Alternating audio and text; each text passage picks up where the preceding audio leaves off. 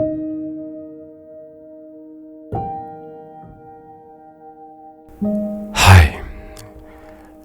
so welcome to Mind All Minds.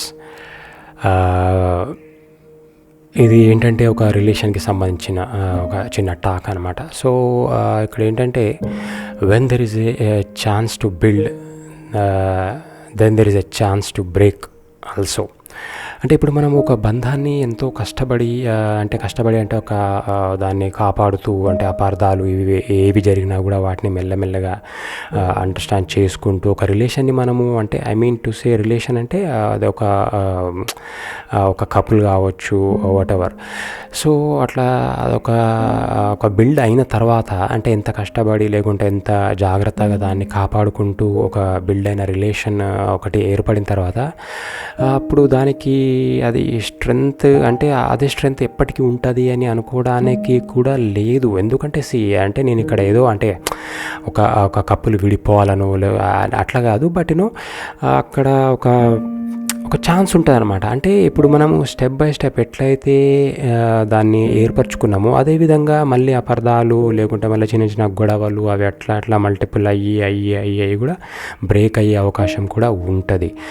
So what my suggestion is అంటే ఇప్పుడు ఎప్పుడైతే మనము ఒక మంచి రిలేషన్ ఒక హెల్తీగా వెళ్తుందో అట్లాంటప్పుడు అది బ్రేక్ కాకుండా ఉండాలి అంటే ఎక్కడైనా కూడా మనకు చిన్న చిన్న అపార్థాలు లేకుంటే ఇంకేదైనా జరిగినా కూడా వాటిని అక్కడికక్కడ రెక్టిఫై చేసుకుంటూ ఓపెన్గా ట్రాన్స్పరెంట్గా ఉంటూ వాటిని డిస్కస్ చేస్తూ మధ్యలో కొంత గ్యాప్ ఇచ్చి, ఈ గ్యాప్లో ఎటువంటి డైవర్షన్స్ లేకుండా కేవలం వాళ్ళ రిలేషన్ అనే ఒక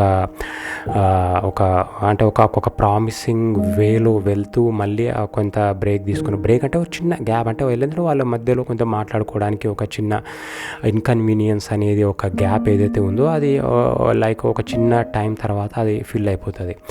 సో అప్పటి వరకు ఓపిక్గా ఉంటూ తర్వాత మళ్ళీ దాన్ని ఫిల్ చేసుకుంటూ మళ్ళీ అట్లా చేసుకుంటే then it will be a relation which can be ప్రోలాంగ్డ్.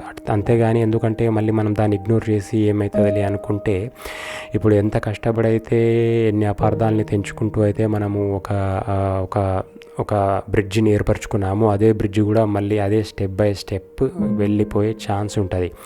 So ఇక్కడ ఏంటంటే అల్టిమేట్గా ఎన్ని అపార్థాలు ఉన్నప్పటికీ ఒక వ్యక్తి, ఒక అమ్మాయి కావచ్చు అబ్బాయి కావచ్చు, వాళ్ళ అండర్స్టాండింగ్ లెవెల్స్ తోటి ఈ అబ్బాయి కానీ లేకపోతే ఈ అమ్మాయి కానీ నాకు ఓవరాల్గా సరే ఎన్ని లోపాలు ఉన్నప్పటికీ అల్టిమేట్గా ఉంటే బాగుంటుందని ఒకే ఒక్క గుర్తు, అంటే దాన్ని ఏమంటారు, ఒక బండ గుర్తు అంటారు కదా, అట్లాంటిది ఒక మైండ్లో పెట్టుకున్నాం అనుకోండి. సో మధ్యలో వచ్చిన ఎన్ని అపార్థాలు వచ్చినా లేకుంటే ఇంకేదైనా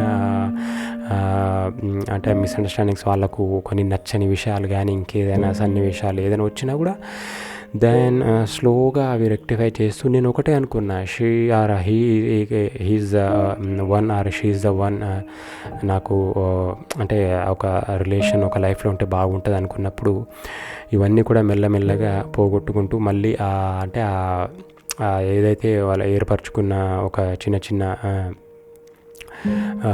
మిస్టేక్స్ అవన్నీ రెక్టిఫై చేస్తూ మళ్ళీ చేయాలి.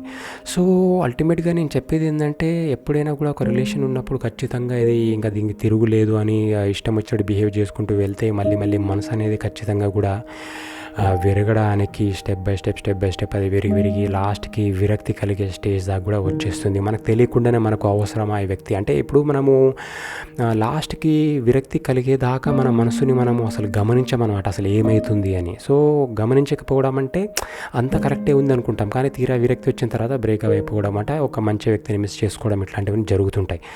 అందుకని అసలు ఏమవుతుంది, ఏ స్టెప్లో ఎవరిది మిస్టేక్ ఉంది అది ఇది అని కొద్దిగా రెక్టిఫై చేస్తూ, అంటే మనల్ని మన తప్పుల్ని వెరిఫై చేసుకుంటూ వెళ్తే ఒక మంచి కపుల్ హ్యాపీగా ఉండొచ్చు. హ్యాపీ అంటే వాళ్ళు అంటే ఒకటి ఇప్పుడు ఒక స్టేజ్లో కాకపోయినా ఇంకొక స్టేజ్లో అయినా హ్యాపీగా ఉంటారు. అది ఖచ్చితంగా ప్రతి స్టేజ్లో ఉండాలని లేకపోతే ప్రతి మూమెంట్ అని కాదు. ఎందుకు మైండ్ అంటే ఫ్లక్చుయేటింగ్ కాబట్టి ఖచ్చితంగా అన్నింటినీ భరిస్తూ పోవాలి. బట్ మెజారిటీ ఆఫ్ ద లైఫ్లో ఒక కపుల్ ఎట్లా ఉన్నారు అనే దాని మీదే ఎవరైనా మాట్లాడతారు. అంతేగాని ఈచ్ అండ్ ఎవ్రీ మూమెంట్ హ్యాపీగా ఉండాలి లేకపోతే అండర్స్టాండింగ్గా ఉండాలి అనేది అసాధ్యం. ఎందుకంటే it is based on mind కాబట్టి, టూ మైండ్స్ కాబట్టి. So that's my suggestion. And again I want to say that ఏంటంటే see when there is a chance to build and still there is a chance to break, so please move accordingly and to build a good relation and move happily together. Yeah, thanks for listening. Thank you.